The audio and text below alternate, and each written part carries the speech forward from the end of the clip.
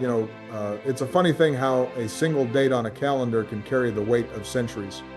How a choice made long before any of us were here can still shape the rhythm of our lives, the warmth in our homes, the stories we tell our children.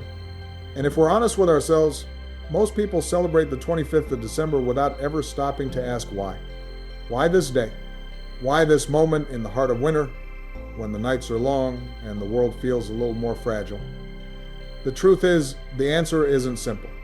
It's a blend of faith and fear, courage and compromise, and an old human instinct to search for light when everything around us feels dark. And maybe the real question isn't why Christmas landed on the 25th, but what that choice says about who we are and who we're still trying to become. So, let me ask you something. What do we lose and what do we find when we build a tradition in the shadows of uncertainty? When I look back at those early centuries of the Common Era, I see a world wrestling with itself. It was a time when empires rose and fell in the space of a generation, when families prayed in secret, and when faith could be both a comfort and a risk. Christianity was still young, still vulnerable, still trying to understand itself in the face of Roman power and a tapestry of old gods and older rituals. And in the cold stretch of winter during Saturnalia and solstice festivals, people gathered around fires trying to make sense of life's difficult edges. Into that mix stepped a small but determined community, trying to anchor their beliefs in something solid. They didn't have the luxury of certainty. They had conviction and sacrifice, and an unshakable hope that the story they carried could offer the world a different kind of light. So when church leaders chose the 25th of December, they weren't just picking a date. They were making a statement, choosing to place the birth of Christ in the dead of winter, right when the world was at its darkest, as if to say that hope doesn't wait for the perfect moment. It enters right into the struggle and asks us to believe anyway. And I'll tell you, that idea isn't so foreign to me. When I was organizing on the south side of Chicago, long before the presidency, long before the crowds and the cameras, I learned something about how people cling to light in dark seasons. I'd walk into churches where the heat barely worked, where paint peeled from the walls, and still I'd see folks offering whatever they had time, food, a listening ear to neighbors who had even less. During those winters, hope wasn't theoretical. It was a pot of soup shared after a long shift. It was a volunteer showing up at a school that hadn't seen real funding in years. It was a grandmother raising her grandkids because the parents couldn't. And later in the White House, you discover that leadership is often about creating those moments of shared meaning rituals that give people something to hold on to when the world feels uncertain.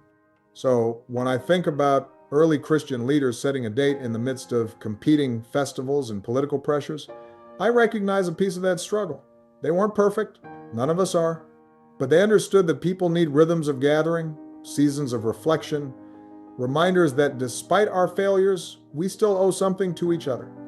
But if we step back and look at the deeper story, something more profound emerges. Choosing the 25th wasn't just symbolic of light and darkness, it was a moral choice about who gets to define the meaning of a season. Because from the beginning, Christmas sat in a tension between empire and humility, between celebration and sacrifice, and that tension hasn't gone away. Today, we see a holiday meant to honor simplicity and generosity coexist with excess and inequality. We see families celebrating abundance while others sit alone or struggle to heat their homes. We see a season that promises peace, still shadowed by conflict in our communities, in our politics, in ourselves, and yet the very contradictions remind us that traditions, like democracies, are always unfinished. They need tending.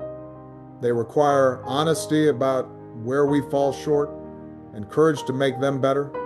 Every December, we're invited to decide whether this season will deepen our divisions or draw us closer to the values we claim to cherish.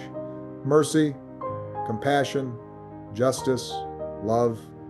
The date is a symbol, but what it symbolizes depends on the choices we make. And so, as the 25th of December comes around again, as it has for centuries, I find myself thinking not just about history, but about what this moment asks of us now. It asks us to see the people right in front of us. To remember that even in a world full of shadows, we each carry the capacity to create a little light. It asks us to look past the noise of the season, the commercials, the impatience, the pressure, and return to something quieter, more enduring, a sense of shared fate. A belief that our stories don't end in darkness, but begin in the fragile flicker of hope we choose to nurture together. And maybe that's the real lesson behind the old decision to place Christmas in the depths of winter. That in the coldest moments of our history, we're called to be even more deliberate about kindness, even more determined in our compassion, even more generous with our grace. So let me leave you with this. When you look at the calendar this December, what story will you choose to carry? When you gather or don't with family or friends, what kind of light will you bring into the room? And in a world still wrestling with its own darkness, what small act of humanity will you offer to remind someone else they're not alone?